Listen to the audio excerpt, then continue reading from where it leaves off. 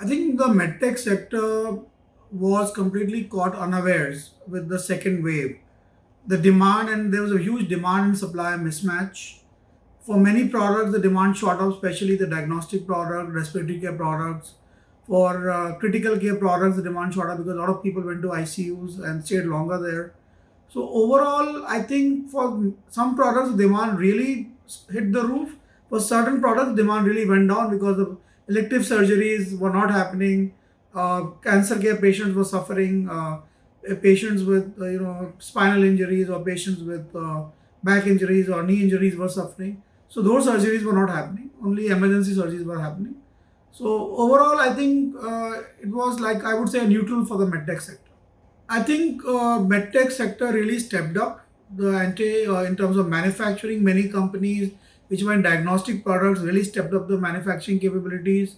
In respiratory care, also many companies stepped up the manufacturing capabilities for masks, for ventilator circuits. Even on the equipment side, many companies scaled up capacity for ventilators, even for oxygen concentrator. The government of India helped to bring in zeolite from outside countries, and then BEL was given a task to step up the manufacturing. AMTs had also stepped up manufacturing for many medical devices. So medtech sector really, in spite of all the lockdown challenges, supply chain challenges, even for transportation, many air freight costs double, triple, quadruple during this period. Every day we could see increase in cost, but still most of the companies kept the prices stable and helped the hospitals to supply the products in time. We are all talking about COVID wave 3, and I think it's important that we take some steps to prevent short supply of medical products. Like, wherever we saw shortages of medical equipments and supplies, government should stockpile those products. And I think when India was going through this pandemic second wave, many countries were able to send us ventilators, concentrators, and many medical supplies. And from where did they send these supplies? They sent them from their stockpile.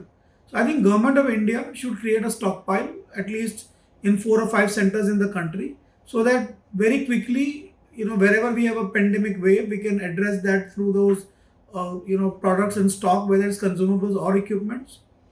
And secondly, government should look at the longer supply chain for products.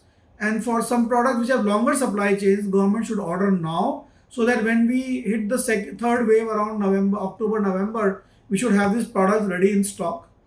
Thirdly, we should do trainings, enough trainings, because many medical devices were not, or equipments were not used because there was lack of training, or lack of, let's say, trained personnel in those hospitals. So government should focus in next 3 months only on training medical personnel, so that the medical equipments which were lying unused can be used at the time of pandemic.